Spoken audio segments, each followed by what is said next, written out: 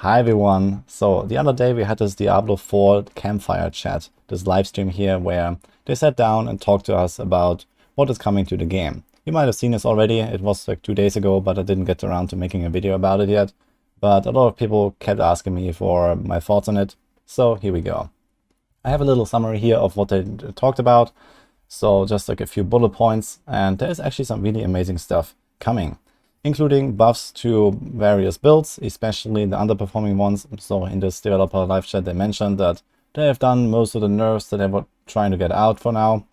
And now it's time for the buffs. Now it's time for the pluses, they said.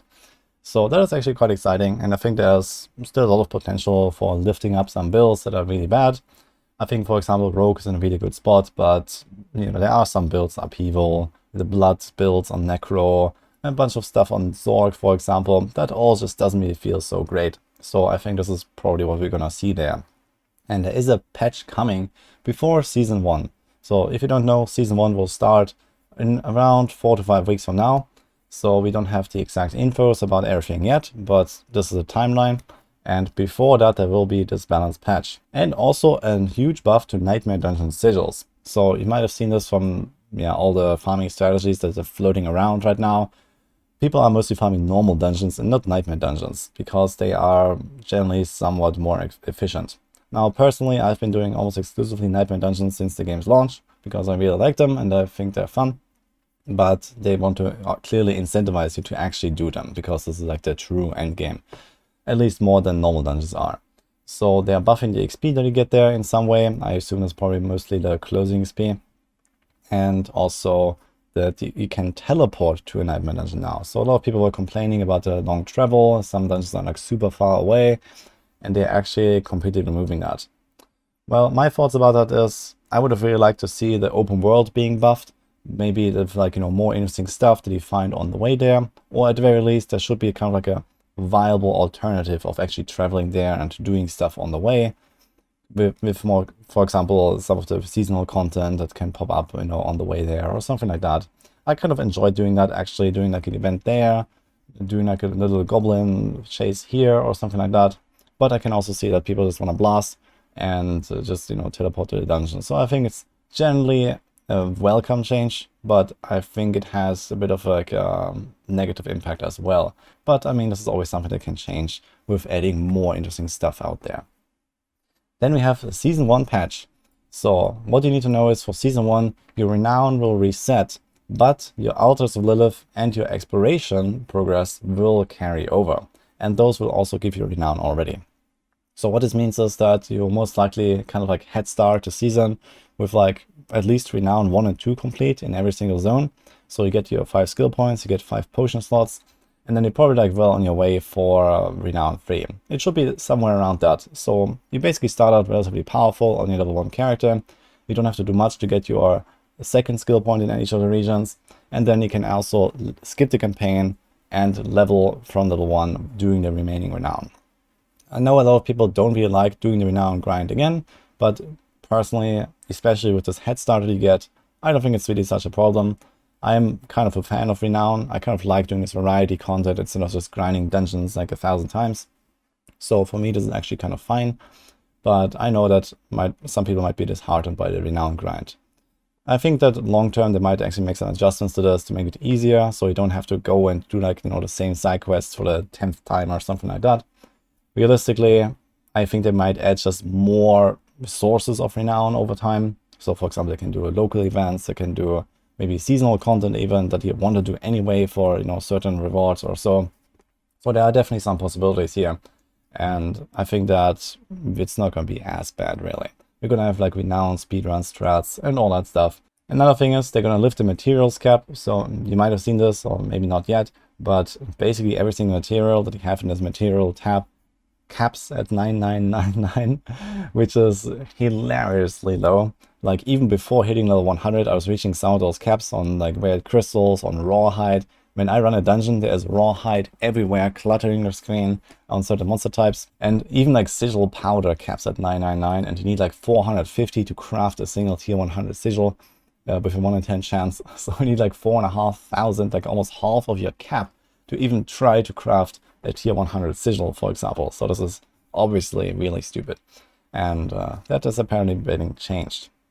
Then they have also announced that they're gonna do some other cool changes down the line. So in general, they actually had like a lot of really good points of stuff they think about to do or that they want to do, but it's not really in the timeline for Season 1 because that's in a few weeks.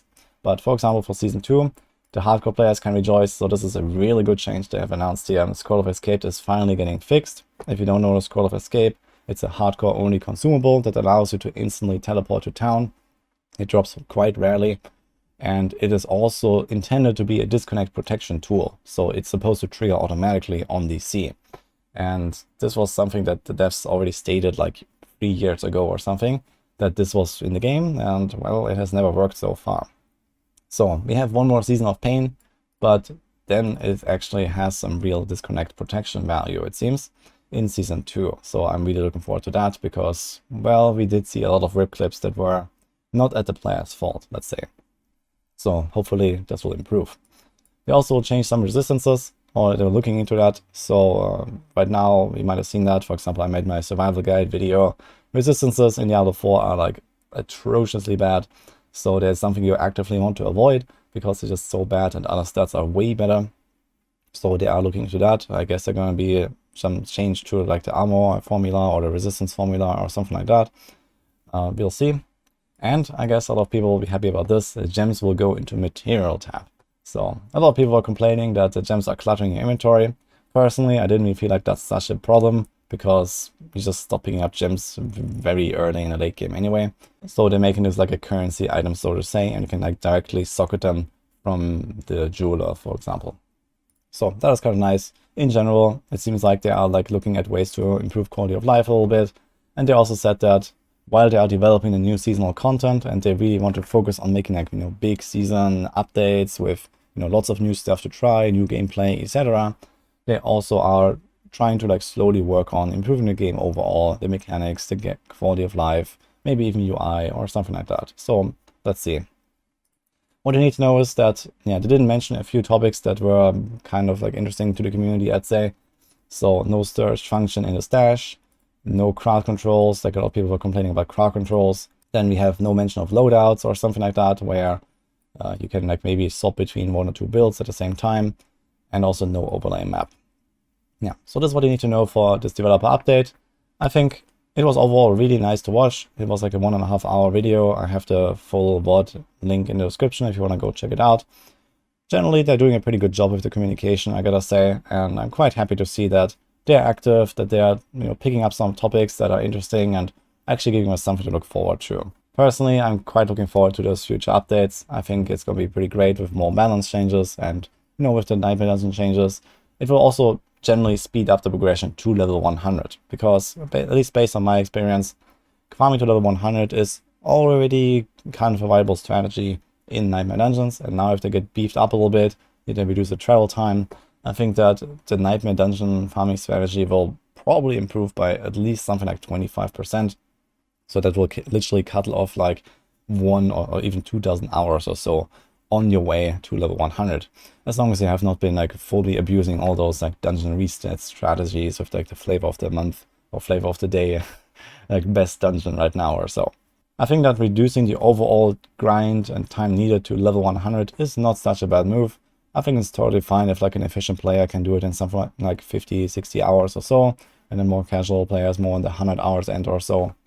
I think that is like kind of an okay time, but it also depends a bit on like, how much post level 100 content they are planning to implement versus content for the way to 100. So if they mostly focus on, for example, developing seasonal content that you play from start to finish, so to say, from level 1, then it's totally fine if it takes a while to get there because, the journey is kind of the goal here, right? And it's not so much about actually reaching 100 and then doing stuff at 100, at least for now. But we'll see where this goes. And that's my thoughts about this whole Campfire chat. As I mentioned, you can find the link there, and hope you enjoyed it. See you guys next time.